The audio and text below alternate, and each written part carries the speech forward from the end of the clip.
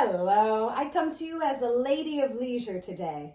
All that snow outside, I'm not going anywhere, and Bridgerton Season 4 Part 2 will be dropping on Thursday, February 26th, and everyone has been talking about it nonstop. You've heard the drastic offer this gentleman made, be my mistress. But what you don't know is he actually made that offer back during the lake scene.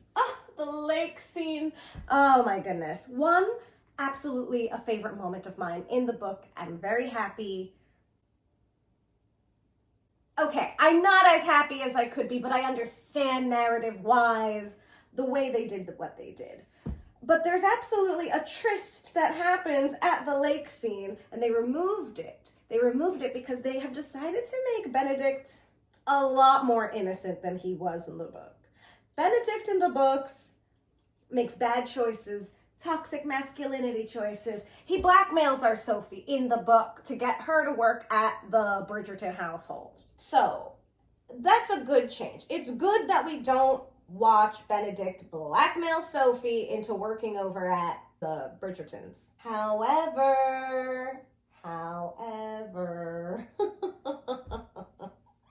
this does make their one stairway moment worse, in my opinion.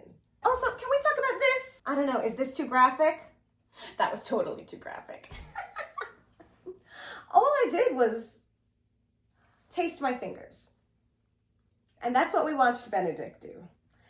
But what I want to point out is, two? For the very first time you're ever meeting the downstairs?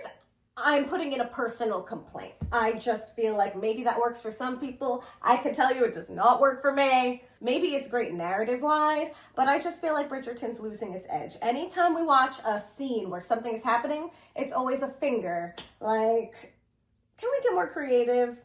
I know we can. I watched season 1. I know we can. Shit. Okay, so that's a complaint. But let's talk about it. Korean Sophie BAEK is what the world needs. I watched the internet heal and all of these little girls saying when the new Bridgerton lead looks like me, and there she is, a little Asian girl looking up at a beautiful Yaren Ha. It also made me think of the Flower Drum Song. On that note, happy year of the horse! If you are unfamiliar with the Flower Drum Song, she's come to this country illegally because to come here legally was going to take at least another decade, and it was going to make her too old for marriage. P.S. The Flower Drum Song is from the 60s, so remember, marriage is still the most important contract that can be made for day-to-day people. So in the Flower Drum Song, Mei Li comes here illegally, American fiance who's waiting for his traditional Chinese bride, and he's not expecting her for years. You know what he is doing though? Having a relationship with one of the dancers in the club that he owns. So the Flower Drum Song addresses when culture from the country meets Americanism, and how does that conflict? But I want to bring it back to Mei Li because she slowly becomes Americanized in her journey to be married. And of course, when it's discovered that she is not in this country legally, now obviously that is very different from Bridgerton and the character of Sophie. I feel like it ties in a lot with what's happening in the world, and in particular in America today.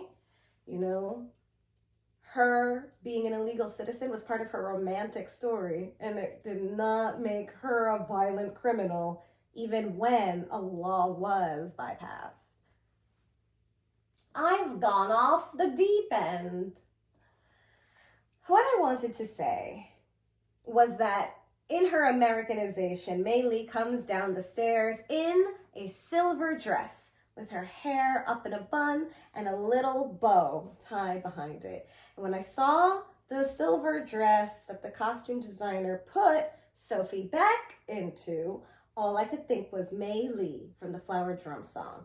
And then my next thought was, damn, has there not been another iconic, gorgeous silver dress moment for the Asian romantic lead in American cinema Since the Flower Drum Song? Look, I'm not saying that is canonically accurate. I'm saying as a viewer, that was the only association that I could make.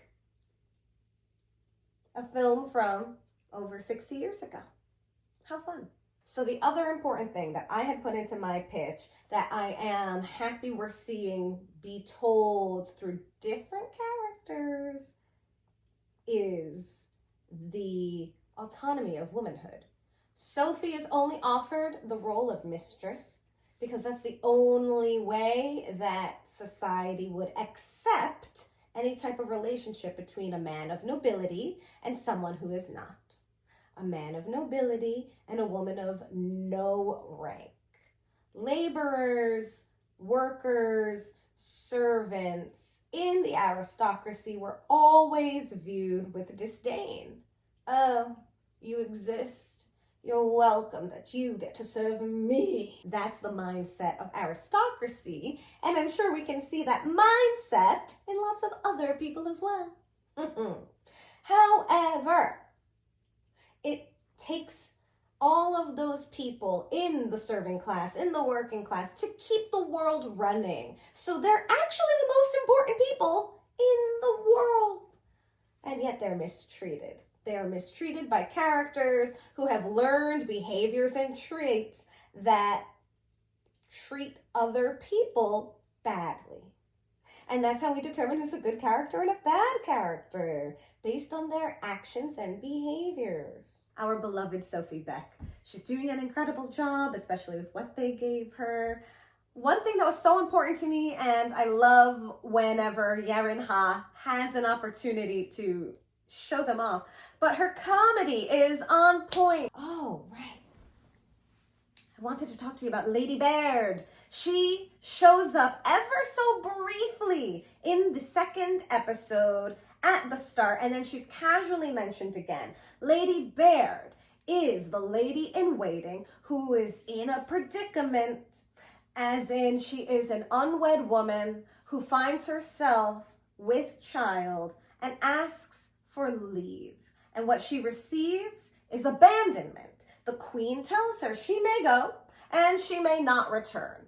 So this is an example of the fate that Sophie BAEK is looking to avoid. The fate of abandoned motherhood designed by a system to keep women abandoned. Okay, the only reason that she is abandoned is because she's unmarried, but she's not unpregnant. A human being will be coming forth. And this has always been the complex, the conflict for life, let alone for narrative or film. The reason we keep using it is because women need systems designed to support them, their well-being, and the well-being of whomever comes through their bodies, regardless of marriage, regardless of who the father may be. If they know, and if they don't know, guess what? A woman is still pregnant and still needs to nurture herself, the life gestating within her, and have sanctuary and community for when that baby pops through the womb and becomes a person. You know, like with a birth date and a name and ways that other humans can identify that little human no longer gestating within the mother. Yeah. So that's a world problem. That's not a Bridgerton problem. That's not an England problem. That's a problem around the world that too many people agree with. Too many people are like, yeah, pregnant women should be abandoned and just like really struggle for themselves if there's not a man around to help them. I agree with that. Thus, to clarify, I, Danielle Marivet Hernandez, do not agree with that. I think it's time that we do develop systems for women and adults expecting children. And that brings me back to Lady Baird. To recap, Lady Baird is excused from her lady-in-waiting position permanently because of a pregnancy outside of marriage. We don't know her story. We don't know what will happen to her, but we do know it's going to be a struggle and that she is unprotected. And that is the fate of Sophie BAEK if she takes up being a mistress. Because to be a mistress is to only be protected in the time that you are the mistress of that man. And when that man moves on, then the mistress is in a precarious position. Either she becomes the mistress of another man, another protector, and P.S., if you go back to season 1 and you watch the relationship between Anthony and Sienna, she calls him her protector. She's looking for a new protector. That was the arrangement between having a mistress and a protector. So, a mistress would have to either go out and find a new protector or enter the workforce as a maid. And likely in circumstances where they couldn't hire someone more prestigious, we hear this commentary in the Bridgerton household when they're speculating who might those new neighbors be. Now we, the audience, know who those new neighbors are gonna be because the story has to happen. But the characters are speculating, and someone mentions it could be a mistress. And our head of staff mentions no mistresses live in these neighborhoods. So to be a mistress is not prestigious. It's still a shameful, quiet thing that you don't really go talking about in the aristocracy class. Only talk about it in the lower classes, like the artists and the people in the club that we have seen so far. Our Sophie, however, has already lived the life of a woman who has to be a secret because she is the bastard daughter of an earl. She is living in this precarious situation where society refuses to acknowledge her because her father did not acknowledge her. And 2, she also knows that she was raised to comport with these class of people. She has so much wisdom, knowledge, and the ability to recognize what's happening in the moment, what's happening with an individual, what's happening philosophically. Her character, prestigious. Her delivery, wonderful. I think my biggest qualm is with Benedict. I think they softened him too much, and it's also making their interactions, I have to think about how I want to say this. In the book, their interactions involved a lot of banter. This is true. However, that banter was still like charged. They had a lot of canoodling before ever making it to Bridgerton household. So book Sophie and book Benedict have no illusions about what's between them. However, in the show, they removed 2 or 3 of those carnal interactions. So it is less certain. There is more romantic hope and less physical, we have got to have each other or we are gonna go mad, which existed in the book. So they've also made TV Sophie more innocent than book Sophie. Although, book Sophie plenty innocent. She just knew that she loved Benedict. She did not want to hate her life, and that meant navigating each moment as they came. But on the night when he had the fever, not a stab wound, by the way. I appreciate elevating the circumstances, but he went into a lake 2 days later. That man has sepsis now. Anyway, he did have a fever in the book. She soothes the fever. And in his feverish state, he drags her into the bed. They did not have to keep that, but it happened. They made out. And he doesn't even know he did it. Sophie does, though. So in a way, that's even Sophie taking advantage of being taken advantage of, because she also didn't ask to be grabbed, did she? No. All right. Then that second one happens at the lake scene. And at the lake scene, we get a beautiful tumble in the grass that escalates a little bit more into the proposal of Be My Mistress. That's why they changed it. It makes sense narrative-wise. But by the time we get to that staircase scene in the book, they've had so many interactions. She knows she cannot be alone with him because she wants to be with him, just not in a mistress way. She wants to be seen and recognized, and nobody knows she's a lady. Nobody, not even her. She knows she is, but she will never confront it. She's always in denial about that part of her life. Benedict has got to wake up. Benedict, I'm expecting a lot from in part 2. Benedict has had 3 seasons to goof around and show us the type of character he is. Now, he's showing us how he handles problems and situations, and he's not used to that. So he's not used to what to do next. So I hope we get to watch Benedict really man up. It's cute watching him be cute, but he's more than cute. And we've watched him do that as well. And he is actively trying to seduce Sophie now, even if he's in denial about it.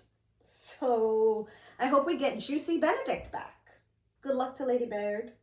Good luck to Araminta. Good luck to Francesca. Look, I enjoyed the Pinnacle conversation. One thing Bridgerton has done is facilitate these conversations with people who might not have resources, might not have individuals that they can ask. So the Pinnacle conversation, excellent. The I am the tea you're having, loved it. We finally get to address that beyond marriage and motherhood, women still have lives and bodies and a changed relationship with both. And it's up to us to navigate them.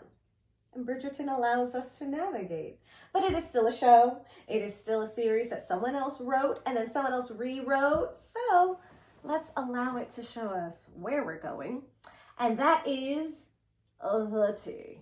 Hopefully I'll be back with my host for a proper We Are Sophie. I think we just have to finish the whole series before we can fully digest and talk about it. But I will see you guys so soon. Bye!